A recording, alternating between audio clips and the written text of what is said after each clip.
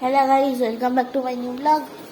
আজ হলো রবিবার প্লাস ষষ্ঠী, দুর্গা ষষ্ঠী।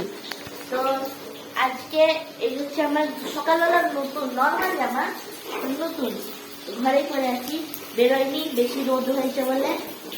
যে আমার পিছনে দেখতে পাচ্ছ কতটা রোদ। এইখানে রান্না হচ্ছে মাছ ভাজা, যা দিয়ে কি হবে, মাছের ঝোল। ঝোল এখানে হচ্ছে আলু সিদ্ধ, ভাতটা যেহেতু তুই করে দিস তাই খোসা শুদ্ধ আলু। আমি ছিলাম না, একটু বাজারে গিয়েছিলাম। এখানে হচ্ছে মাছের তেল আর মাছ ভাজা। বাবা যা অতগুলো মাছ এনেছিল, বাকিগুলো কই? বাবা আনিনি, আমি গিয়েছিলাম, বাবা আর আমি একসঙ্গে।